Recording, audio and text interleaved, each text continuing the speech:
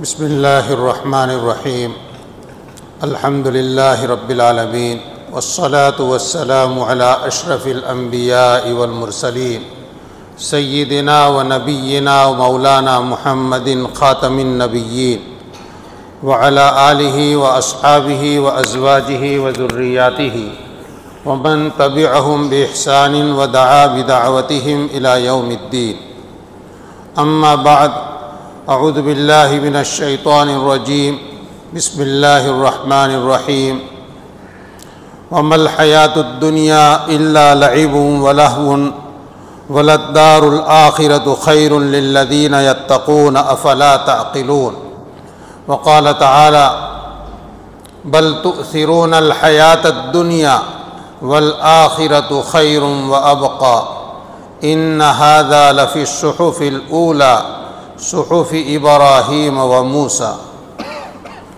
وقال النبی صلی اللہ علیہ وسلم لعبد اللہ بن عمر رضی اللہ تعالی عنہما کن فی الدنیا کأنک غریب او عابر سبیل او کما قال علیہ الصلاۃ والسلام۔ قابل احترام بزرگوں، دینی بھائیوں، کل گزشتہ ہم نے تفصیل سے یہ بات سنی تھی اور سمجھی تھی کہ انسان کو ایمان لانے کے بعد بھی بہت سے امراض کا سامنا کرنا پڑتا ہے، جو بیماریاں دل کے اندر پیدا ہوتی ہیں۔ ایمان لانے کی وجہ سے کفر اور شرک سے تو چھٹکارا نصیب ہو گیا، اس پر اللہ کا شکر ادا کرنا چاہیے، لیکن اس پر بات ختم نہیں ہو جاتی ہے، بلکہ ایمان لانے کے بعد بھی نفس اور شیطان اپنا کام جاری رکھتے ہیں۔ وہ چاہتے ہیں کہ کسی طرح سے اس ایمان والے کو نام کا ایمان والا بنائے رکھیں، اس کے ایمان میں کسی طرح کمال پیدا نہ ہو، اس کے اندر کھوکھلا پن رہے، اور یہ بندہ اللہ تعالیٰ کا قریب، اللہ تعالیٰ کا دوست اور اللہ کا محبوب بندہ نہ بن سکے۔ اللہ رب العزت نے ایمان کے ذریعے سے ہم کو وہ راستہ دیا ہے جس راستے پر چل کے آدمی دن بدن ترقی کرتا ہے اور دن بدن اللہ تعالیٰ سے ایک ایک عمل کر کے قریب ہوتے جاتا ہے۔ یہ دن میں 5 وقت کی نمازیں، یہ ہر سال میں آنے والے ماہ رمضان کے 30 روزے، 30 روزوں میں پہلا روزہ، دوسرا روزہ، اس کے بعد تیسرا، اس طرح تسلسل کے ساتھ 29 روزے رکھنا، یہ ویسے ہی نہیں ہے۔ روزے کی فرضیت، ایک روزہ رکھا ویسا ہی روزہ دوسرا ہے۔ نمازیں ہم پڑھتے ہیں تو جیسے نماز کی 2 رکعت ہم پڑھتے ہیں، ایسے ہی 4 رکعت بھی پڑھتے ہیں، یعنی رکعتوں میں ایک پہلی رکعت کا تکرار ہی تکرار ہے، لیکن ہم کو بظاہر ایسا لگتا ہے کہ یہ خواہ نہیں۔ اللہ رب العزت یہ چاہتے ہیں کہ میرا بندہ ہر آن مجھ سے قریب ہوتا جائے، اس کا اگلا سجدہ اس کو پچھلے سجدے سے زیادہ قریب کر دے، اس کی اگلی رکعت پچھلی رکعت سے میرے زیادہ قریب کر دے۔ قرآن پاک کی آیت ہے لَتَرْكَبُنَّ طَبَقًا عَنْ طَبَقٍ۔ اس آیت کی تفسیر کرتے ہوئے عبداللہ ابن عباس رضی اللہ عنہ، صحابہ کرام میں جن کو رئیس المفسرین کا نام دیا جاتا ہے، اور اس کی وجہ یہ کہ حضرت نبی کریم صلی اللہ علیہ وسلم کی زوجہ محترمہ حضرت میمونہ رضی اللہ عنہ ام المؤمنین، یہ حضرت عبداللہ ابن عباس رضی اللہ عنہ کی خالہ تھی، اور عبداللہ ابن عباس آپ علیہ السلام کے چچیرے بھائی ہیں۔ بہت کم عمر تھے، اتنے کم عمر تھے کہ نبی کریم صلی اللہ علیہ وسلم کی وفات ہوئی اس وقت ان کی عمر 13 سال کے قریب تھی، تو ان کو مدنی دور میں آپ علیہ السلام کی صحبت اور آپ کے ساتھ رہنے کا جو موقع ملا ہے یہ بالکل بچپنے میں، لیکن اللہ نے ان کو غضب کی ذہانت عطا فرمائی تھی، فہم اور سمجھ تھی کہ اس کم عمری میں بھی ان کے اندر یہ شوق تھا کہ حضرت نبی کریم صلی اللہ علیہ وسلم رات میں کیا کیا معمولات آپ کے ہیں اور آپ کتنی عبادت فرماتے ہیں، کیسی عبادت فرماتے ہیں، میں دیکھوں۔ ایک چھوٹے بچے کے دل میں یہ شوق مجھے دیکھنا ہے، کیونکہ آپ علیہ الصلوۃ والسلام کی رات کی جو زندگی تھی وہ تو گھر میں ہوتی تھی، آپ جو عبادت فرماتے تھے وہ تنہائی میں فرماتے تھے۔ اس کا حال تو ازواج مطہرات نے ہی امت کو بتایا ہے۔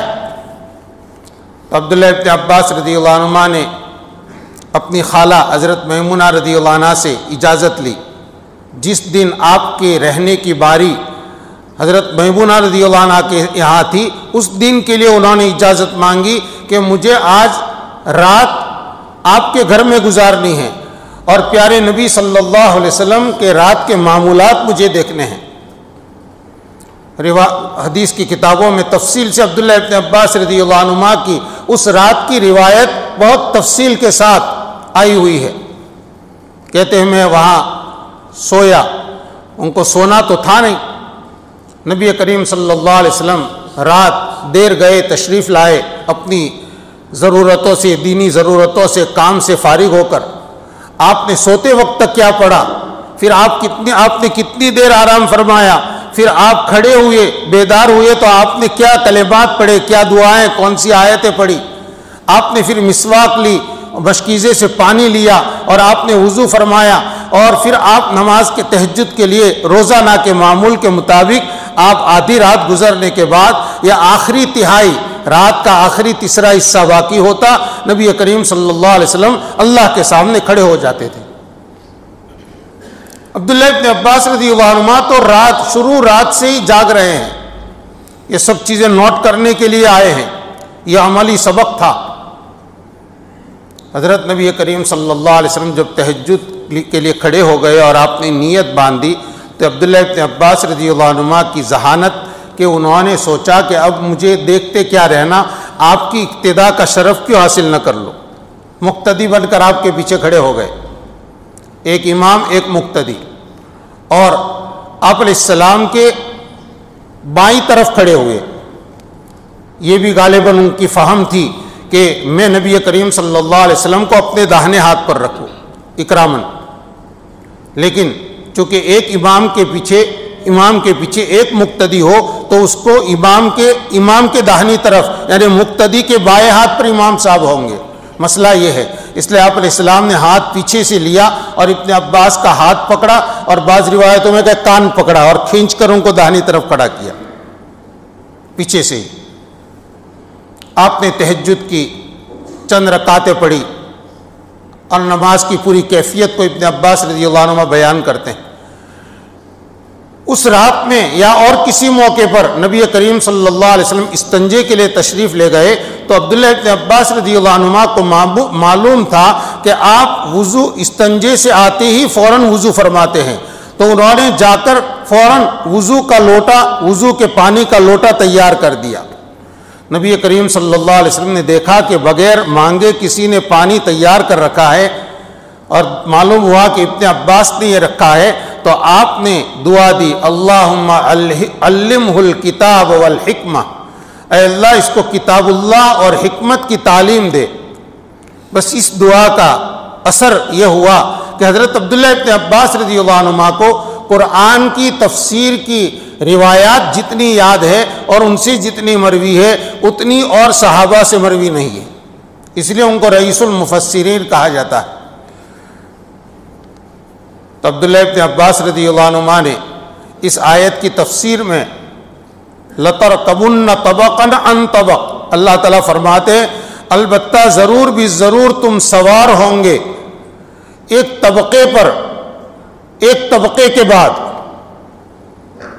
طبقہ، جیسے ایک چھت ہے پھر اس کے اوپر دوسری چھت ہو، اس کے اوپر پھر تیسری چھت ہو، منزلیں ہوتے ہیں تو اس کو کہیں گے پہلا طبقہ، دوسرا طبقہ، تیسرا طبقہ۔ عبداللہ ابن عباس رضی اللہ عنہ نے اس کی تفسیر میں فرمایا کہ اس کا مطلب یہ ہے کہ ایمان والو تم ایک حال کے بعد دوسری حالت کی طرف منتقل ہوں گے، یعنی تمہاری ایمانی حالت میں اور تمہارے دینی حالت میں ترقی ہوتی رہے گی۔ یہ کہہ کر فرمایا قالہ نبیکم صلی اللہ علیہ وسلم، یہ تفسیر تمہارے نبی صلی اللہ علیہ وسلم نے کی ہے۔ حضرت حکیم الامت مولانا اشرف علی تھانوی رحمۃ اللہ علیہ اس آیت سے اور عبداللہ ابن عباس رضی اللہ عنہما کی اس تفسیر سے اخذ کر کے فرماتے ہیں کہ سالک یعنی اللہ کی راہ پر چلنے والا کبھی بھی ایک حالت پر نہیں رہتا، اس کی روز افزو اس کی ترقی ہوتی رہتی ہے اور وہ دن بدن آگے بڑھتا ہے اور بڑھنا چاہیے۔ ایک حالت پر آدمی دین کے معاملے میں قناعت کر لے، ہاں میں اتنا پڑھتا ہوں، پاؤ پارا تلاوت ہوتی ہے مجھ سے، اس میں آگے بڑھنے کی کوشش ہی نہ کرے۔ جتنی نفل نمازیں گزشتہ سال میں پڑھتے تھے آج بھی اتنی ہی پڑھتے ہیں۔ گزشتہ سالوں کا رمضان ہمارا جیسا گزرا ویسا ہی اس سال کا رمضان بھی گزرتا جائے۔ ہم کسی نئے عمل کو اپنی زندگی کے اندر اپنے معمولات میں داخل نہ کریں، شامل نہ کریں تو ہم تو اسی حالت پر رہے اور نہیں معلوم کہ ہمارا مستقبل کتنا ہے۔ ہم ماضی کو تو جانتے ہماری عمر اتنی ہو گئی، تاریخ پیدائش فلاں سال ہے تو ہماری عمر آج تک اتنی ہوئی، لیکن کتنی زندگی باقی ہے کوئی پیشین گوئی اپنے بارے میں نہیں کر سکتا۔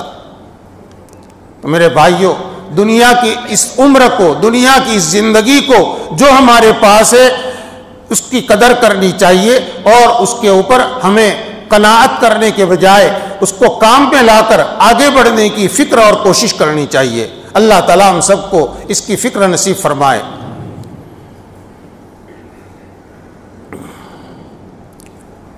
تو بات یہ چل رہی تھی کہ گزشتہ کل میں انسان کو ایمان لانے کے بعد بھی ایک ایمان والے کو جن گھاٹیوں کا سامنا کرنا پڑتا ہے اور جہاں وہ ٹھوکریں کھاتا ہے اور بجائے ترقی کرنے کے جن بدیوں میں اور دل کے امراض میں گرفتار ہو کر اور مبتلا ہو کر اس کی ترقی رک جاتی ہے، اس کا دین صرف ایک ظاہری دین رہ جاتا ہے، حقیقت میں اس کے اخلاق ٹھیک نہیں ہوتے، اس کا معاملہ اللہ سے اچھا نہیں ہوتا، نہ اس کا معاملہ اللہ کے بندوں کے ساتھ اچھا ہوتا ہے۔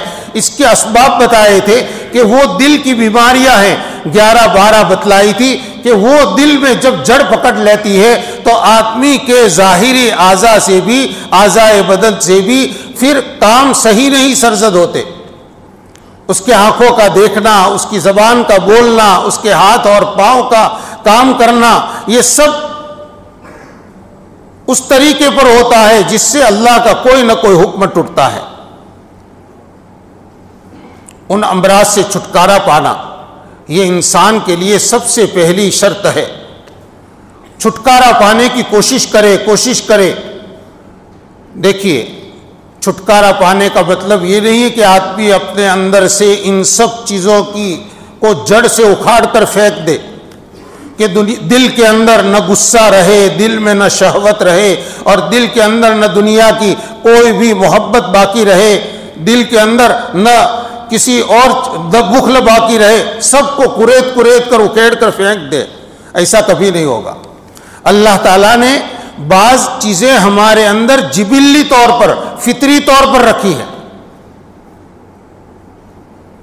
اللہ تعالیٰ جزائے خیر نصیب فرمائے ہمارے اکابر کو، امام غزالی رحمۃ اللہ علیہ نے اور حکیم الامت حضرت تھانوی رحمۃ اللہ علیہ نے بہت آسان کر دیا معاملہ، بہت آسان کر دیا۔ فرمایا رذائل، ان سب کو رذائل کہتے ہیں، بخل، حرص، طمع، لالچ، اسی طرح سے دنیا کی محبت، مال کی محبت، مرتبے کی محبت، حسد، کینہ، غصہ، شہوت، یہ سب چیزیں ان کو رذائل کہتے ہیں۔ فرماتے ہیں کہ رذائل کا ازالہ مقصود نہیں ہے، ازالہ یعنی ان کو بالکل ختم کرنا، بلکہ ان کا امالہ مقصود ہے۔ امالہ یعنی ان کا رخ دوسری طرف کر دیا جائے، جائز کاموں کی طرف کر دیا جائے۔ اس کی ایک مثال سمجھیے، بخل، کنجوسی، ضرورت کی جگہ پر بھی آدمی اپنا مال خرچ نہ کرے۔ بچہ بیمار ہے، اپنا بیٹا بیمار ہے، اس کے علاج کے لیے جتنا خرچ کرنا چاہیے اتنا بھی خرچ نہیں کر رہا ہے، بس مال بچا کے گھر پر رکھ رہا ہے۔ کبھی دواخانے جاؤں گا اور ڈاکٹر کے پاس جاؤں گا تو اتنا خرچ ہو جائے گا، مجھے خرچ نہیں کرنا۔ اب ادھر ادھر دوسرے علاجوں میں مجھے سراحت کرنے کی ضرورت نہیں ہے، پیسہ بچانے کے لیے لوگ کیا کیا کرتے ہیں. اور بیٹے کی طبیعت خراب ہو رہی ہے، خطرے میں پڑ رہی ہے، اس کو کہتے ہیں بخل. شریعت کی نگاہ میں ایسا بخل مذموم ہے، بہت ناپسندیدہ ہے. ایسی جگہ جہاں خرچ کرنے کیے بغیر آدمی کے اوپر بدنامی آتی ہو، وہاں آدمی خرچ نہ کرے. اس کے بس میں ہے، اس کے پاس پیسہ ہے، اپنی حیثیت کے بقدر بھی وہاں خرچ نہیں کرتا، اور اپنی عزت کو بچانے کے لیے بھی خرچ نہیں کر رہا ہے. بخل کے اندر یہ بھی شامل ہے. زکوٰۃ واجب ہوئی، اب زکوٰۃ سے بچنے کے لیے حیلے تدبیریں اختیار کر کے کوئی ایسی شکلیں اختیار کر رہے ہیں کہ بس زکوٰۃ دینی ہی نہ پڑے. اللہ نے مال دیا، اس کا شکرانہ ادا نہیں کرنا، اب اس میں بھی زکوٰۃ کو بچانے کی فکر. بخل کی ایسی بہت سی شکلیں ہیں جو شریعت کی نگاہ میں پسندیدہ نہیں ہیں، اور حدیث شریف میں بیان کیا گیا ہے کہ بخیل لوگوں سے بھی دور ہوتا ہے، اللہ سے بھی دور ہوتا ہے. لیکن کوئی آدمی چاہے کہ نہیں میرے اندر بخل بالکل ختم ہی ہو جانا چاہیے، بالکل نیل، یہ مقصود نہیں ہے. کوئی ایسی جگہ ہے جہاں پر لوگ اپنا مال لگا رہے ہیں لیکن وہاں مال لگانا مناسب نہیں لگ رہا ہے شرعاً، یہاں آدمی کو بخیل بننا چاہیے، یہاں اپنے مال کو روکنا چاہیے. یہاں بخل محمود ہے، پسندیدہ ہے. یہ کب ہوگا؟ جب آدمی کے اندر بخل کا مادہ موجود ہوگا تو پورا سماج گناہ کے جگہوں میں اپنا مال خرچ کر رہا ہے. کوئی ایسا موقع آیا، اس بندے کو اللہ نے دین کی سمجھ دی ہے، اس لیے وہ اپنا مال ایسی جگہ خرچ نہیں کر رہا. لوگ آ کر اس کو ہزاروں ترغیبیں دے رہے ہیں، کوئی تانا دے رہا ہے، لیکن یہ کہتا ہے نہیں میں یہاں ایک پیسہ خرچ نہیں کروں گا. لوگ اس کو کنجوس اور بخیل کہہ رہے ہیں، یہاں اس کو بخیل بننا چاہیے. یہ بخیل بننا اچھی چیز ہے اور اچھی جگہ ہے بخیل بننے کی، کیونکہ یہاں بخل سے وہ گناہ سے بچے گا. اور جو لوگ یہاں فیاضی دکھا رہے ہیں، جو یہاں انفاق مال خرچ کر رہے ہیں، وہ سخاوت نہیں کر رہے ہیں، یہ اپنے مال کو گناہ کی جگہ میں لگا رہے ہیں. یا تو یہ تبذیر ہے یا اسراف ہے، دونوں کی قرآن میں مذمت بیان کی گئی ہے. ان المبذرین کانوا اخوان الشیاطین، شیطان کے بھائی ہیں مال میں تبذیر کرنے والے. ایسی جگہ سخاوت محمود نہیں ہے، وہاں بخل محمود ہے. ایسے غصہ، دوسری مثال سمجھے. غصہ یہ انسان کی طبیعت میں اللہ نے رکھا ہے، لیکن غصے کو بے موقع استعمال کرنا یا غصے کو اپنے محل میں استعمال کرنا لیکن ضرورت سے زیادہ استعمال کرنا، یہ دونوں چیزیں مذموم ہیں. اس سے بہت سی خرابیاں، کبھی ظلم، کبھی کسی کے ساتھ بد اخلاقی، بد کلامی، یہ نوبتیں آئے گی. لیکن کوئی یہ چاہے کہ میری طبیعت میں سے غصہ بالکل 0% ہو جائے، 0 ہو جائے، یہ محمود نہیں ہے. کیوں؟ اگر آپ کی نگاہوں میں آپ کی اولاد اللہ کے حکموں کی خلاف ورزی کرتی ہے اور وہاں آپ غصہ ظاہر نہیں کرتے، اپنی اولاد کو ڈانٹ کر بھی ان کو روکنا چاہیں تو روکتے نہیں ہیں، تو اس کا مطلب یہ ہے کہ آپ کے اندر غصہ نہیں ہے، آپ غصے کو ضرورت کی جگہ بھی استعمال نہیں کر رہے ہیں. جہاں اللہ کے حکموں کا مذاق اڑایا جاتا ہو وہاں آدمی کو غصہ دکھانا چاہیے، اس کو غصہ آنا بھی چاہیے. ہاں لیکن وہاں حکمت سے بات کرے، ڈھنگ سے بات کرے، نہی عن المنکر کرے، لیکن طریقے کے مطابق کرے. یہ اگر نہیں غصہ نہیں ہوگا تو وہ آدمی ایسے کام جو برائیوں کو روکنے کے ہے اور جہاں طاقت کا استعمال کرنا پڑتا ہے وہاں تو وہ استعمال ہی نہیں کرے گا، وہ دیکھتا رہے گا. پھر معلوم ہوا کہ غصہ بھی ہماری طبیعت میں باقی رہنا چاہیے لیکن قابو میں رہنا چاہیے. محل میں استعمال ہو، ضرورت کے بقدر استعمال ہو، بے موقع استعمال نہ ہو. آدمی وہاں کبھی بھی اس غصے کے ذریعے سے کسی غلطی میں نہیں پڑے گا. یہ 2 مثالیں میں نے دی یہ سمجھانے کے لیے کہ جتنے رذائل ہیں ان رذائل کا مادہ انسان کی طبیعت کے اندر اس کی بنیاد تو باقی رہے گی. اس لیے حضرت تھانوی رحمۃ اللہ علیہ فرماتے ہیں کہ رذائل کو بالکل دماغ اپنے دل سے نکال کر پھینک دینا نہیں ہے، ان کا ازالہ مقصود نہیں ہے، اس کی فکر میں کبھی پڑنا نہیں چاہیے. ہاں، ان رذائل کو صحیح جگہ کی طرف مائل کرنا ہے. ایک آدمی اپنا مال بے تحاشا اڑاتا ہے، جائز جگہوں میں بھی لیکن بے حساب. شریعت کی نگاہ میں اتنا بے حساب مال خرچ کرنا مناسب نہیں ہے، پسندیدہ نہیں ہے. اس کو اسراف کہتے ہیں. گھر میں ضرورت سے زائد سامان لا کر جمع کر رہا ہے، آرائش زیبائش میں اپنا مال بہت خرچ کر رہا ہے، اس کو اسراف کہتے ہیں. اب یہ شریعت کہتی ہے کہ یہ مت کرو، لیکن مال خرچ کرنے کی صفت باقی رہنی چاہیے، تاکہ جب دین کے موقع پر مال خرچ کرنے کی کوئی جگہ آئے، مستحقین کے اوپر مال خرچ کرنے کی جگہ آئے، وہاں اگر یہ آدمی اپنا مال بے حساب لگاتا ہے، اللہ نے خوب دیا ہے اور خوب لگا رہا ہے، اچھی چیز ہے، یہ نیکی کما رہا ہے، ایک ایک پیسے سے نیکی کما رہا ہے. تو یہ اسراف کا محل بدل گیا. وہ ضرورت سے زیادہ خرچ کر رہا تھا اپنے مکان کی آرائش پر، اپنے کپڑوں کی آرائش پر، اپنی شوق پورے کرنے میں، اپنی لذتیں حاصل کرنے میں. اب مال زیادہ لٹا رہا ہے نیکیاں کمانے میں، لوگوں کی ضرورتوں کو پورا کرنے میں، ان کی تکلیفوں کو دور کرنے کے اندر مال لٹا رہا ہے. یہ محمود چیز ہے. دیکھو یہ امالہ ہو گیا. مال خرچ پہلے بھی کرتا تھا، اب زیادہ کرتا تھا، اب بھی زیادہ خرچ کر رہا ہے، لیکن مال خرچ کرنے کی جگہ بدل گئی. یہی چیز لالچ کی ہے، یہی حال لالچ کا ہے. حرص، لالچ بری چیز ہے، لیکن مال کی لالچ، عہدے کی لالچ، کھانے پینے کی لالچ، یہ بری چیز ہے. کسی آدمی میں طمع پیدا ہو اعمال کی کہ میں ہر چھوٹے سے چھوٹے عمل کو کروں اور اس کا ثواب کماؤں. اب یہ ثواب کمانے کے لیے لالچی بن گیا، لوگوں سے اعمال پوچھ رہا ہے. اس موقع کا مسنون عمل کیا ہے، اس موقع کا کون سا عمل ہے جس میں زیادہ ثواب مجھے ملے گا. ایک ایک عمل سیکھ رہا ہے اور اس پر عمل کر رہا ہے. اب اس کی لالچ یہاں ظاہر ہو رہی ہے. بہت اچھی چیز ہے.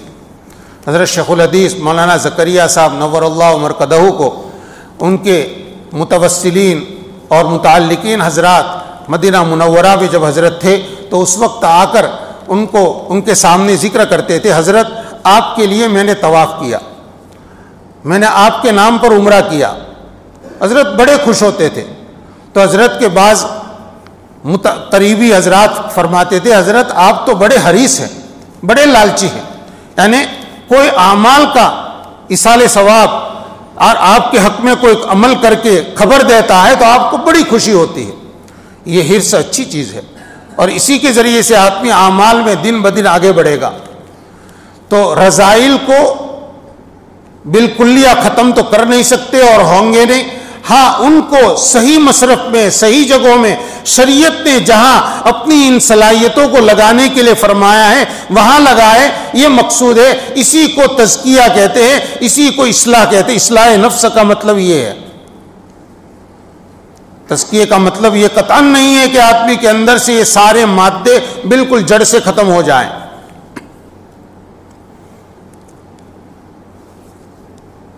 حضرت حکیم الامت رحمۃ اللہ علیہ نے فرمایا اس کا طریقہ یہ ہے کہ ان رذائل کے اندر اضمحلال، کمزوری آ جائے. اور کمزوری آتی ہے بار بار نفس میں جو غلط تقاضے پیدا ہو اس کی مخالفت کرنے سے. فرمایا اضمحلال پیدا ہوتا ہے مشق سے، اور مشق کے لیے تکرار ضروری ہے. کس کا تکرار؟ بار بار یہ کرنا کہ تقاضا پیدا ہوا گناہ کرنے کا، آدمی اس کو دبائے. ایک دوسرا تقاضا پیدا ہوا، اس کو پھر دبا رہا ہے، پھر سے وہی تقاضا پیدا ہوا، پھر اس کی مخالفت کرے. اس مخالفت کو ہی علماء نے مجاہدہ نفس سے تعبیر کیا ہے. والمجاہد من جاہد نفسہ، حقیقی مجاہد وہ ہے جو اپنے نفس سے مقابلہ کرے. یہ نفس کا مقابلہ جاری رہے. یہ نفس کا مقابلہ بے سود نہیں ہے، ہر گناہ کے تقاضے کو دبانے پر آدمی کو اجر و ثواب ملتا ہے، اجر و ثواب ملتا ہے۔ نفس سے مقابلہ اندر اندر جاری رہے گا، اور جتنا آدمی بار بار اپنے نفس کے اندر پیدا ہونے والے غلط تقاضوں کو دبائے گا، ایک دن آئے گا کہ اس کو اپنے نفس کے جذبات پر قابو آ جائے گا۔ اب اس کا نفس غلط جذبات کا مشورہ نہیں دے گا، غلط چیزوں کا مشورہ اس کو نہیں دے گا۔ یہ ہے اضمحلال، کمزوری، رذائل کے اندر اضمحلال آ گیا۔ بس اس آدمی کے لیے اب گناہ کے خیالات آئیں گے، لیکن وہ خیالات آئیں گے گزر جائیں گے، جیسے کھڑکی سے ہوا آتی ہے اور پھر آگے دروازہ کھلا ہے وہاں سے نکل جاتی ہے، یہ خیالات ہوں گے صرف۔ اب آدمی کو اس سے بچنے کے لیے مجاہدہ نہیں کرنا پڑے گا بہت زیادہ، اس خیال کو ایک جھٹکے میں دماغ سے نکال دے گا۔ اس کے لیے مشق کرنی ہے۔ جب بھی ایسا کسی بھی گناہ کا خیال آئے، کسی کی غیبت کرنے کا خیال آیا، تو فوراً آدمی اپنے دل میں اپنی ذات سے کہے تھوڑی دیر میں کس کا تذکرہ کروں گا، ساتھیوں کو مزہ آئے گا، لیکن غیبت ہوگی۔ بس اپنے بات کا رخ موڑ دے، رخ موڑ دے۔ ایسے اور بھی چیزیں ہیں۔ بد نظری کا تقاضا پیدا ہوا، فوراً اس جگہ سے ہٹ جائے، اپنی نگاہوں کو نیچا کر لے۔ ایسا شروع میں جب کریں گے تو ضرور دل کے اوپر ایک بوجھ پڑے گا، اور یہ بوجھ اسی کو مجاہدہ کہتے ہیں۔ خونے دل پینے کو، لختے جگر کھانے کو، یہ غذا ملتی ہے جانا تیرے دیوانے کو۔ اس شعر کے اندر یہی کہا گیا ہے کہ آدمی اپنے دل میں جو غلط ارمان اور غلط جذبات پیدا ہو ان کا خون کرتا جائے، کسی کو باقی نہ رکھے، اس کی رعایت نہ کرے۔ نہیں، اللہ تعالیٰ ناراض ہوں گے۔ میں تنہا ہوں لیکن اللہ دیکھ رہے ہیں، اس لیے تنہا نہیں ہوں۔ مجھے اپنی نگاہوں کو غلط استعمال نہیں کرنا۔ بس یہ آپ ایک مرتبہ، دو مرتبہ اللہ کے نام پر جب اپنے دل کے اوپر پتھر رکھ لیں گے تو اب آئندہ کے لیے آپ کے لیے دروازے کھل گئے گناہ سے بچنے کے۔ وَمَن يَتَّقِ اللَّهَ يَجْعَلْ لَهُ مَخْرَجًا، جو آدمی اللہ سے ڈرے گا اللہ تعالیٰ اس کے لیے نکلنے کی راہیں نکالتے ہیں، نکلنے کے راستے اب اس کے لیے اللہ تعالیٰ کھول دیں گے۔ لیکن شرط ہے شروع میں ہمیں کچھ اپنے جگر کا خون کرنا پڑے گا۔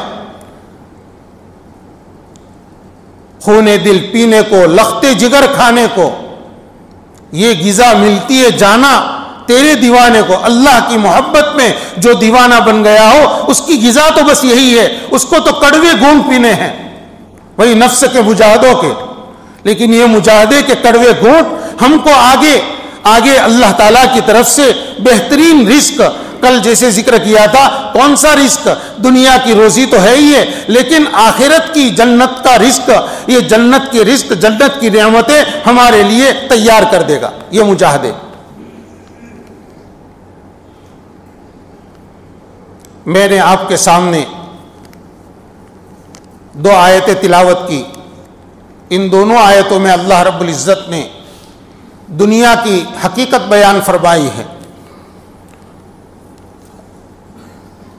وَمَا الْحَيَاةُ الدُّنْيَا إِلَّا لَهْوٌ وَلَعِبٌ۔ میں نے اسی مناسبت سے آیت تلاوت کی کہ ان تمام رذائل کے اندر حب دنیا یہ بہت بنیادی رذیلہ ہے اور بنیادی بیماری ہے، جس کے ذریعے سے بہت سے گناہ انسان کے نفس میں پیدا ہوتے ہیں۔ آدمی جس کی وجہ سے بہت سی خرابیوں میں مبتلا ہو جاتا ہے۔ حب دنیا، حب دنیا یعنی دنیا کی محبت۔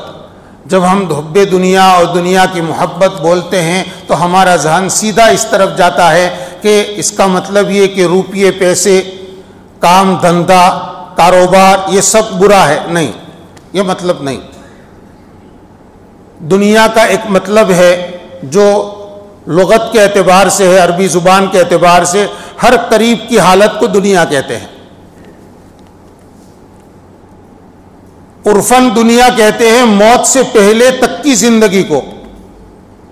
آدمی کی موت واقع ہوئی، وہاں سے دوسری دنیا شروع ہو گئی جس کو برزخ کہتے ہیں۔ دنیا آخرت، دنیا یعنی قریب کی حالت، آخرت یعنی پچھلی حالت۔ وہ پچھلی حالت شروع ہو گئی موت سے، جس کی ابتدا برزخ ہے۔ پھر قیامت قائم ہوگی اور پھر اس کے بعد جو حال ہوگا وہ جنت یا جہنم، اس کو ہم عالم آخرت کہتے ہیں، لیکن اس کی ابتدا تو موت سے ہوتی ہے۔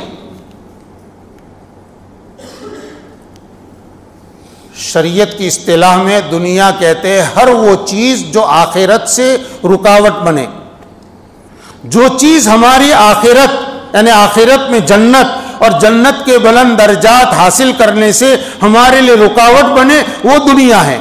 اور اگر ہمارے پاس مال اسباب ہے، روپیے پیسے ہے، لیکن اگر وہ آخرت کمانے سے مانے نہیں بنتے تو یہ دنیا نہیں ہے۔ اسلام کی یہ خوبیوں میں سے ہے، محاسن اسلام میں سے ہے کہ اسلام نے دنیا کے ترک کا سبق نہیں دیا کہ اللہ تک پہنچنے کے لیے آپ کو دنیا چھوڑنی ہی پڑے گی، نہیں۔ آپ نے دوسرے کئی مذہب والوں کو دیکھا ہوگا کہ ان کے ہاں کمال حاصل کرنے کے لیے تارک الدنیا، دنیا چھوڑنا ضروری ہے، سنیاسی پناہ اختیار کرنا، خاندان چھوڑو، مال دولت چھوڑو، کاروبار ہے تو وہ بھی چھوڑو، سلے ہوئے کپڑے چھوڑو، مخصوص رنگ کے کپڑے، مخصوص ہیئت اختیار کر کے اپنے سنسار کو چھوڑ کر پھر عبادت کے لیے الگ ہو جاؤ، تب جا کر ان کے یہاں نجات ملتی ہے۔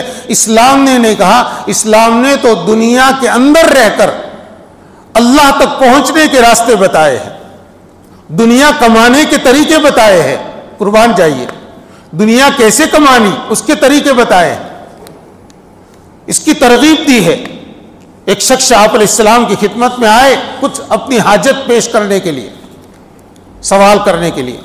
حضرت نبی کریم صلی اللہ علیہ وسلم چونکہ امت کے رہبر تھے، مربی تھے، آپ نے پسند نہیں فرمایا کہ اس کے سوال کا اس کا جو سوال ہے پورا کر لیں اور اس کو کچھ دے دیں۔ آپ نے ان سے پوچھا کہ تمہارے پاس کیا ہے؟ اس نے کہا میرے پاس تو ایک کٹورا ہے صرف۔ نبی کریم صلی اللہ علیہ وسلم نے وہ منگوایا، اور شاید گدڑی ہے بچھانے کی، آپ نے اس کو منگوایا، پھر آپ نے اس کا نیلام فرمایا، اس کا نیلام کیا مسجد نبوی میں۔ 1 درہم میں یہ ایک فقیر آدمی کا کٹورا اور اس کا وہ برتن اور گدڑی بکی۔ آپ نے اس 1 درہم سے کلہاڑی خریدنے کے لیے فرمایا کہ کلہاڑی خریدو بازار سے۔ وہ کلہاڑی خرید کر لائے۔ حضرت نبی کریم صلی اللہ علیہ وسلم نے اپنے مبارک ہاتھوں سے اس میں دستہ لگایا، ہاتھا لگایا لکڑی کا خود ہی، اور فرمایا لو، فرمایا 1 ہفتہ، فرمایا چند دن، تب تک میں تمہیں نہ دیکھو، بازار جنگل سے جا کر لکڑیاں کاٹو اور اس کو بازار میں بیچو۔ آپ نے ان کو کمانے پر لگایا۔ دیکھیے وہ فقیرانہ زندگی تھی، اور یہ کمانے والی اسباب اختیار کرنے پر آپ نے لگایا۔ وہ صحابی گئے اور ایک عرصے تک اسی طرح روزانہ صبح جاتے جنگل میں لکڑیاں کاٹتے اور گٹھر لا کر مدینہ منورہ کے بازار کے اندر بیچتے۔ ان کے پاس کچھ رقم جمع ہو گئی، آپ علیہ السلام سے ملنے آئے تو اپنا حال بتایا کہ میرے پاس اتنے پیسے جمع ہو گئے۔ حضرت نبی کریم صلی اللہ علیہ وسلم نے اس موقع پر فرمایا کہ تم اس طرح کماتے رہو اور کھاتے رہو، یہ تمہارے حق میں بہتر ہے اس سے کہ قیامت کے دن اس حالت میں آؤ کہ تمہارے چہرے کے اوپر سوال کی ذلت کا نشان ہو۔ معلوم ہوا کہ یہاں دنیا حاصل کرنا، دنیا کمانا یہ برا نہیں ہے، اس لیے کسب دنیا، اس کو کہتے ہیں دنیا کو کمانا، اور ایک حب دنیا، دونوں میں بہت بڑا فرق ہے۔ دنیا کی محبت الگ چیز ہے اور دنیا کمانا الگ چیز ہے۔ دنیا کو اگر کوئی آدمی شریعت کے اصول اور شریعت کے دائرے میں رہ کر کماتا ہے اور خوب کماتا ہے، قطعاً برا نہیں ہے، وہ اچھی چیز ہے۔ ہاں، اس دنیا کی محبت دل کے اندر آئی، یہ بری چیز ہے۔ دنیا کی محبت کے آثار ہے کیا؟ اگر دنیا کی محبت دل میں آئی تو آدمی اپنی دنیا کی زندگی کو سب کچھ سمجھے، اپنی آخرت کو سنوارنے میں اور آخرت کو بنانے سے بالکل بے توجہی کرے، ایسے کام میں لگ جائے جس سے صرف دنیا ہی کا فائدہ ہو، آخرت کی طرف اس کی کوئی توجہ نہ ہو۔ اب یہ دنیا کی محبت اب دل میں آ رہی ہے، اب سمجھو یہ دنیا کا اثر اس کے اوپر ظاہر ہو رہا ہے۔ اب اسی دنیا کو حاصل کرنے میں اور اسی دنیا کو بچانے میں، بڑھانے کے اندر اس کے اوپر غفلت طاری ہوئی، نمازیں اس کی ضائع ہو رہی ہے۔ کیوں؟ کاروبار کی وجہ سے، کیوں؟ ملازمت کی وجہ سے۔ اس کا مطلب یہ ہوا کہ آدمی نے اپنی دنیا حاصل کرنے کو سب کچھ سمجھ لیا، اپنی دنیا کو بچانے میں زکوٰۃ بچا رہا ہے، زکوٰۃ روک رہا ہے، خیر کی جگہوں میں استطاعت کے بقدر بھی خرچ نہیں کرتا، یا حق والوں کے حق ادا نہیں کر رہا ہے۔ رشتہ داروں کے حق لازم ہے، ذمے میں ہے، بہنوں کے حق ہے، چھوٹے بھائیوں کے حق ہے، یا دادا کی وراثت تقسیم نہیں ہوئی تھی تو چچاؤں کے اور اسی طرح سے دوسرے پھوپھیوں کے حق باقی ہے، جو والد کے واسطے سے اپنے پاس آئے ہیں اس کی نہیں، ہمارے پاس سے کم ہو جائے گا، اس فکر میں ہے۔ یہ سمجھو دنیا کی محبت ہے۔ اگر حق والے کا حق ادا کرنے سے اگر آدمی ہاتھ روک رہا ہے تو یہ دنیا کی محبت کی وجہ سے کر رہا ہے۔ اسی سے آپ سمجھ گئے ہوں گے کہ دنیا کی محبت کتنی خرابیاں لے کر آتی ہے۔ اب یہ دوسروں کے حق کو دبانا کتنا بڑا گناہ ہے، کتنا بھاری حرام کام ہے۔ اگر اس میں کسی یتیم کا حصہ دبا ہے تو اس کو تو قرآن نے آنکھ کھانے سے تعبیر کیا ہے۔ ان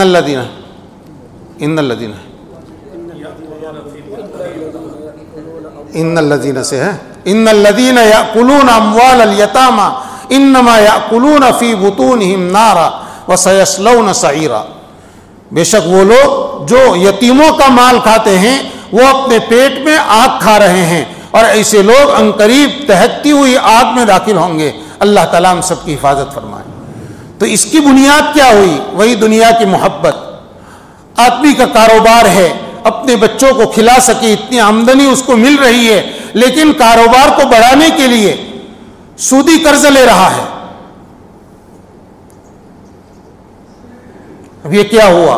کاروبار ہے لیکن بڑا کاروبار کرنا ہے، کاروبار ہے لیکن فلاں کے جیسا یا اس سے بڑا کرنا ہے۔ اب یہ دنیا کی محبت اس کو حرام کام میں، سود لینے کے اندر، سود دینے کے اندر مبتلا کر رہی ہے۔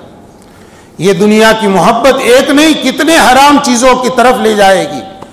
بعض مرتبہ دنیا کی محبت کی وجہ سے آدمی دنیا کے نشے میں ایسا آ جاتا ہے کہ اس کو حق بات اثر ہی نہیں کرتی، حق بات سننے کے لیے تیار نہیں ہوتا۔ وہ جس کو اکڑ کہتے ہیں، یہ اکڑ اس کے نفس میں پیدا ہو جاتی ہے جو اس کو حق کاموں سے، حق باتوں سے، دین کی باتوں سے دور کرتی جاتی ہے۔ لیکن اگر آدمی ان چیزوں میں چوکنا ہو، طے کرے کہ نہیں میرے پاس دنیا آئے لیکن دنیا میں جتنے حقوق دنیا کے اعتبار سے میرے اوپر عائد ہوتے ہیں وہ حقوق مجھے ادا کرنے ہیں، اس میں کوئی کوتاہی باقی نہیں، کوئی کوتاہی چھوڑتی نہیں ہے، تو یہ دنیا نہیں ہے، یہ تو اس کے لیے مددگار ہے۔ فارسی میں ایک شعر ہے، آب در کشتی ہلاک کشتی است۔ پانی میں کشتی چلتی ہے نا، تو اگر پانی کشتی کے اندر آ جائے تو کشتی ڈوب جائے گی، لیکن آب اندر زیر کشتی پشتی است، پانی کشتی کے نیچے رہے، یعنی کشتی پانی پر چلتی رہے لیکن اس کے نیچے، کشتی کے نیچے پانی ہے، کشتی تیرتی رہے گی۔ تو یہ تو کشتی کے لیے پشتی ہے، یعنی مددگار ہے۔ تو آدمی دنیا کو اپنے دل میں جگہ نہ دے تو یہ دنیا اس کو تو کتنے دین کے کام کی طرف مددگار بنے گی، معین بنے گی۔ اس لیے یہ مذموم نہیں ہے، برا نہیں ہے۔ اللہ تعالیٰ فرماتے ہیں کہ نہیں ہے یہ دنیا کی زندگی، نہیں ہے یہ دنیا کی زندگی مگر لہو و لعب۔ لہو و لعب میں ذرا سا فرق ہے، ورنہ کوئی بہت زیادہ، یعنی اس کے مطلب کہ کھیل کود ہے، کھیل کود۔ یہ اس لیے فرمایا تاکہ آدمی دنیا کو زیادہ اہمیت نہ دے۔ کھیل کود، چھوٹے بچے جب ریت کے پاس بیٹھتے ہیں، ریت گیلی ہوتی ہے تو فوراً وہاں اپنا مکان بنانا شروع کر دیتے ہیں، ریت کا مکان، پاؤں اندر گھسا کر اس کے اوپر ریت کا ڈھیر کرتے ہیں، دباتے ہیں، اور پھر پاؤں نکال کر پھر اس کا آنگن بناتے ہیں، اور اس مکان کے لیے تو بڑے اس کے پیچھے دیوانے ہو جاتے ہیں، اور اگر کسی نے وہاں پاؤں رکھ دیا تو ان کو اتنا رنج و غم ہوتا ہے، بلکہ بعض بچے تو اس پر جھگڑا کھڑا کرتے ہیں، روتے ہیں، میرا مکان ٹوٹ گیا۔ اس کو گھروندہ کہتے ہیں اردو میں۔ تو بس دنیا کی زندگی ایک گھروندہ ہے، آدمی اس کے پیچھے جتنا بھی اپنے آپ کو لگائے، کتنی بھی فکر کرے، آنکھ بند ہوئی ملک الموت آئے تو یہ مکان وارثوں میں تقسیم ہوں گے۔ اب کوئی نہیں کہے گا یہ مکان فلاں اور فلاں کا تھا، اب تو ہر ایک یہی کہے گا یہ مکان میرا ہے۔ آپ کا نام جہاں جہاں ہوگا وہاں سے بھی نام تبدیل کرنے کے لیے اپلیکیشن دیے جائیں گے، اب یہ نام ہمارے والد کا نام نکال دو، ہمارا نام چڑھا دو۔ یہی تو ہوتا ہے۔ تو یہ دنیا بس اتنی ہے۔ مال تقسیم کیا جائے گا، آدمی کے بدن پر جو کچھ ہوگا وہ سب اتار کر اس کو تقسیم وراثت میں تقسیم کیا جائے گا، وارثوں کا ہو گیا۔ تو دنیا کی زندگی کو اللہ تعالیٰ لہو و لعب فرما رہے ہیں، اور فرماتے ہیں کہ آخرت کی زندگی اصل زندگی ہے۔ وَلَلدَّارُ الْآخِرَةُ خَيْرٌ لِلَّذِينَ يَتَّقُونَ، دار آخرت بہتر ہے ان لوگوں کے لیے جو اللہ تعالیٰ سے ڈرتے ہیں۔ افلا تعقلون، کیا تم لوگ سمجھتے نہیں ہو؟ دوسری آیت جو میں نے تلاوت کی تھی اس میں اللہ تعالیٰ فرماتے ہیں بل تؤثرون الحیات الدنیا، ارے بلکہ تم تو دنیا کی زندگی کو ترجیح دیتے ہو۔ والآخرۃ خیر وابقی، حالانکہ آخرت زیادہ بہتر اور زیادہ باقی رہنے والی چیز ہے۔ دنیا کی زندگی کسی کی باقی رہی ہے نہ رہے گی، اور آخرت میں جو زندگی ملے گی وہ ہمیشہ باقی رہنے والی ہے، اور آخرت میں جو نعمتیں ملے گی وہ دنیا کی نعمتوں سے بدرجہ افضل ہے۔ اس لیے اللہ تعالیٰ فرماتے ہیں اس کے باوجود تم دنیا کو ترجیح دے رہے ہو، یعنی دنیا کے پیچھے پاگل بن رہے ہو۔ میرے بھائیوں، یہ دنیا کی محبت دل میں گھر نہ کرے، اسی کے لیے یہ اعمال ہے۔ یہ نماز کا بلاوا جو 5 وقت مسجد کے منارے سے ہمارے کانوں تک پہنچتا ہے، یہ اللہ کی طرف سے دعوت ہے، اسی لیے کہ تھوڑی دیر کے لیے سب کو چھوڑ کر آئیں اور اللہ کے سامنے ہماتن متوجہ ہو کر کچھ رکعتیں پڑھیں، اس کے سامنے پیشانی رکھیں، تو دنیا کے اندر مشغولی کی وجہ سے جو دنیا کی محبت یا دنیا کی اہمیت دل میں پیدا ہو رہی تھی وہ ایک جھٹکے میں ختم ہو جائے۔ دن میں 5 مرتبہ اللہ تعالیٰ اپنے دربار میں بلاتے ہیں، اسی لیے جماعت کی نماز کا اہتمام ہے، اس کی بہت اہمیت اور تاکید کی گئی ہے۔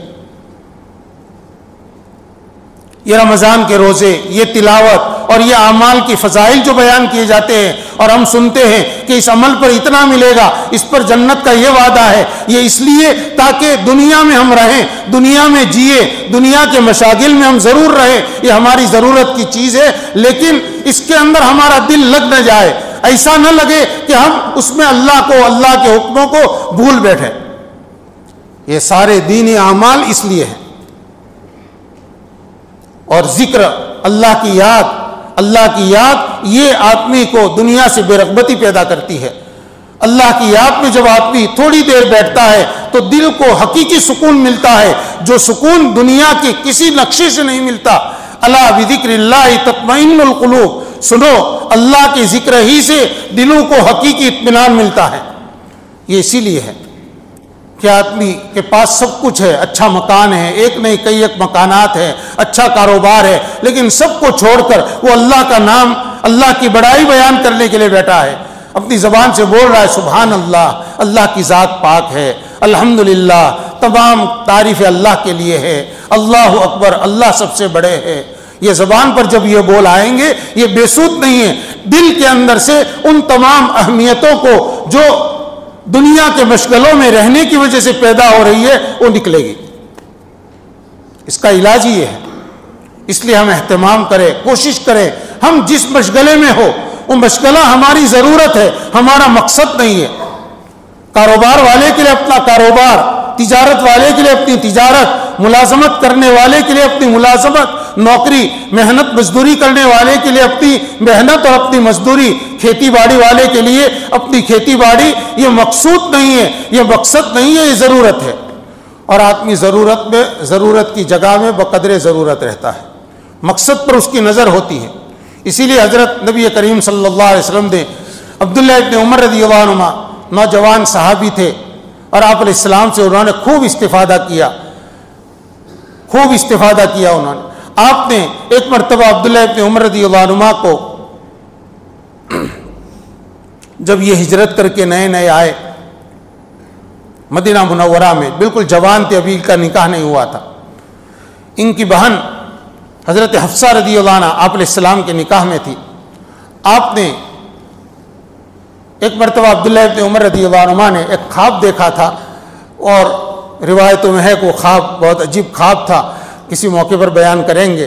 تو ان کے دل میں اصل روایت یہ ہے کہ فرماتے ہیں کہ بہت سے صحابہ نبی کریم صلی اللہ علیہ وسلم کے سامنے اپنے خواب پیش کرتے تھے اور بہت اچھے خواب ہوتے تھے. تو میرے دل میں آتا تھا کہ مجھے تو کبھی کوئی خواب آتا ہی نہیں ہے. کہتے ایک مرتبہ میں نے خواب دیکھا کہ 2 فرشتے آئے اور مجھے لے کر چلے، جہنم کی طرف لے کر چلے. عبداللہ ابن عمر رضی اللہ عنہ فرماتے کہ میں تو بہت ڈر گیا کہ کبھی خواب آتا نہیں تھا، آیا بھی تو فرشتے مجھے لے کر جہنم کی طرف جا رہے ہیں. کہتے جہنم کے بالکل کنارے تک مجھے لے گئے اور انہوں نے مجھے جہنم دکھائی، اور پھر دوسری جانب سے مجھے وہاں سے واپس لے چلے اور کہا کہ تم اچھے آدمی ہو. عبداللہ ابن عمر رضی اللہ عنہ کی آنکھ کھلی. انہوں نے کہا کہ اب یہ خواب مجھے حضور کے سامنے بیان کرنا چاہیے. انہوں نے اپنی بہن سے خواب کا ذکر کیا. حضرت حفصہ رضی اللہ تعالیٰ عنہ کے سامنے حضرت حفصہ رضی اللہ عنہ نے یہ خواب نبی کریم صلی اللہ علیہ وسلم کے سامنے پیش فرمایا. آپ علیہ السلام نے خواب سنا اور فرمایا تمہارے بھائی عبداللہ بہت اچھے آدمی ہیں، بہت نیک آدمی ہیں، اگر وہ تہجد پڑھے تو اور اچھے ہیں. کہتے عبداللہ ابن عمر فرماتے ہیں بس حضور پاک صلی اللہ علیہ وسلم کا یہ جملہ، اس کے بعد کبھی زندگی میں میری تہجد نہیں چھٹی. عبداللہ اچھے آدمی اگر وہ تہجد پڑھے. ایک مرتبہ نبی کریم صلی اللہ علیہ وسلم نے عبداللہ ابن عمر رضی اللہ عنہ کے کندھے پر ہاتھ رکھا اور فرمایا کن فی الدنیا کأنک غریب. عبداللہ دنیا میں ایسے رہو جیسے مسافر ہوتا ہے. غریب کہتے ہیں مسافر، اجنبی جگہ میں انجانا آدمی. او عابر سبیل، یا جیسے راہ گزر ہوتا ہے. 2 تشبیہ آپ نے دی. مسافر آدمی، ہم سفر کر کے کسی دوسرے شہر میں جاتے ہیں 2-4 دن کے لیے یا 1 مہینے کے لیے، تو وہاں جو ہماری قیام گاہ ہوتی ہے وہاں ہم سارا گھر کا سامان اور فرنیچر خرید کر لاتے نہیں ہیں. وہاں بقدر ضرورت ایک چادر بچھانے کے لیے لے گئے ہیں، ایک چادر اوڑھنے کے لیے، بس اتنے ہی پر. وہاں گدا خریدتے نہیں، مجھے یہاں 2-3 دن سونا ہے تو ٹھاٹ سے سونے کے لیے اچھا پلنگ چاہیے اور اچھا بستر چاہیے. نہیں، مسافر ضرورت کی چیزوں پر اکتفا کرتا ہے. اس کے پیش نظر اپنا مکان ہوتا ہے کہ میرا وطن تو فلاں جگہ ہے، مجھے وہاں رہنا ہے، یہاں تو مجھے چند دن رہنا ہے، پھر یہ روم یا یہ مکان یا یہ جگہ چھوڑ کر مجھے جانا پڑے گا. فرمایا کہ اس طرح رہو جیسے ایک اجنبی انجانا آدمی انجانی جگہ میں رہتا ہے، مسافر رہتا ہے. او عابر سبیل، یا جیسے ایک راہ گزر، راستے پر ہم چلتے ہیں، ہائی وے پر چلتے ہیں تو دونوں طرف بلڈنگیں آتی ہے، باغات آتے ہیں، بہت خوشنما پارک آتے ہیں، لیکن آدمی گاڑی چلانے والا یا اندر بیٹھنے والے مسافر ایک نظر اس کو دیکھتے ہیں، وہاں سے آگے گزر جاتے ہیں. ان کی گاڑی ان کو آگے لے چلتی ہے. اگر آدمی پیدل سفر کر رہا ہے تو بھی اس کی خوشنمائی سے اور اس کے حسین منظروں سے وہ فریفتہ نہیں ہوتا. ان پر فریفتہ ہوئے بغیر وہ اپنے منزل کی طرف نظر رکھتا ہے کہ مجھے تو وہاں پہنچنا ہے، اچھا سایہ ہے تو میں کیا. یہ آپ نے فرمایا عبداللہ دنیا میں ایسے رہو جیسے ایک مسافر زندگی گزارتا ہے یا جیسے ایک راہ گزر زندگی گزارتا ہے. ایک دوسری حدیث میں ہے نبی کریم صلی اللہ علیہ وسلم نے ارشاد فرمایا کہ مالی ولی دنیا، مجھے دنیا سے کیا مطلب. آپ نے فرمایا مجھے دنیا سے کیا مطلب. ما انا فی الدنیا الا کراکب استظل تحت شجرۃ ثم راح منها ثم راح وترکها. آپ نے فرمایا میری مثال تو اس مسافر کی سی ہے جو سوار ہو کر کہیں جا رہا ہو اور کسی درخت کے سائے کے اندر تھوڑی دیر آرام کرنے کے لیے رکا اور پھر آرام پورا کر کے وہ وہاں سے اس درخت کو، اس کے سائے کو چھوڑ کر آگے بڑھ گیا. میری مثال تو اس آدمی کی ہے. یہ پیارے نبی صلی اللہ علیہ وسلم نے ان مثالوں کے ذریعے سے ہم کو سمجھایا کہ ہمیں دنیا میں رہنا ہے، لیکن دنیا کو اپنا مقصود بنا کر نہیں، اپنا مقصد بنا کر نہیں، اپنا مقصد دار آخرت کو بنائے کہ میرے لیے تو آخرت سب کچھ ہے، مجھے وہاں پر اپنا گھر تیار کرنا ہے، یہاں کا فرنیچر میرے ساتھ قبر میں نہیں آئے گا، اور آخرت کے لیے میں نے جو بھیجا ہے، جو اعمال کیے ہیں، وہ مجھے موت کے وقت میری آنکھ بند ہوتے ہی میرے سامنے اس کا بدلہ میرے سامنے آ جائے گا۔ جب بندہ قبر میں دفن کیا جاتا ہے اور ایمان والا جب صحیح جواب دے دیتا ہے فرشتوں کے سوالوں کا، تو اللہ تعالیٰ کی طرف سے اعلان ہوتا ہے، وہیں پر ابھی انتقال ہوا، لوگ ابھی دفن کر کے ابھی جا رہے ہیں، اور فرشتوں کے تینوں سوالوں کا جواب اس نے صحیح دے دیا۔ آپ کو معلوم ہے کہ فرشتوں کے سوالوں کا جواب صحیح وہ دے گا جس نے دنیا میں صحیح زندگی گزاری ہوگی۔ اعلان ہوتا ہے صدق عبدی، میرے بندے نے سچا جواب دیا، ربی اللہ، میرا رب اللہ ہے، میرا دین اسلام ہے، اور یہ حضرت محمد صلی اللہ علیہ وسلم ہمارے نبی ہے۔ یہ جواب جو دیا سچا جواب دیا، اس لیے اس کے لیے جنت کا بستر بچھا دو قبر میں۔ لوگوں نے اس کو مٹی پر کفن پہنا کر اس کو لٹایا ہے، لیکن اللہ تعالیٰ کی طرف سے اسی وقت اعلان ہوتا ہے، اسی دن اس کے لیے جنت کا بستر بچھا دو، اور اعلان ہوتا ہے اس کو جنت کا لباس پہنا دو۔ وہ کفن تو ہم نے پہنایا ہے، اب جنت کا لباس، کیونکہ دار آخرت میں چلا گیا، وہ جنت کا لباس پہناؤ، اور اعلان ہوتا ہے اس کی قبر کو وسیع کر دو۔ چوتھا اعلان ہوتا ہے کہ اس کی قبر میں روشنی کر دو۔ قبر میں ظاہر بات ہے کتنا اندھیرا ہوگا، خالی ہم تصور کریں کتنا اندھیرا ہوگا۔ جب لائٹ چلی جاتی ہے اس وقت ہمیں تصور کرنا چاہیے کہ قبر میں کتنا اندھیرا ہوگا۔ اللہ تعالیٰ اعلان فرماتے ہیں کہ اس کے لیے قبر میں روشنی کر دو، اور ایک اعلان ہوتا ہے وَافْتَحُوا لَهُ بَابًا إِلَى الْجَنَّةِ، اس کے لیے جنت کی طرف دروازہ کھول دو۔ قبر کے اندر جنت کی طرف کا دروازہ کھول دیا جاتا ہے، اور فرشتے اس کو کہتے ہیں دیکھ جنت میں وہ تیری منزل ہے، تیرا ٹھکانہ ہے۔ جب قیامت قائم ہوگی اس وقت اللہ تعالیٰ تجھے اس جگہ پر پہنچائیں گے تاکہ اس کو خوشی ہو اور اس کے دل سے جہنم کا خوف نکل جائے کہ میرے ساتھ اکرام تو ہو رہا ہے لیکن جہنم میں بھی تو مجھے کچھ دن جانا نہیں پڑے گا، نہیں، تیری منزل یہ ہے آخرت کو جس نے مقصود بنایا اس کے لیے یعنی دنیا میں جس نے ایسے اعمال کیے جو آخرت کو سنوارنے والے ہیں، تو اس کے لیے آنکھ بند ہوتے ہی یہ سب چیزیں سامنے آ جائے گی۔ اللہ تعالیٰ مجھے بھی آخرت کی فکر کرنے کی توفیق نصیب فرمائے اور سب لوگوں کے لیے ان باتوں کو مفید فرمائے۔ وآخر دعوانا الحمدللہ۔ درود شریف پڑھ لیں۔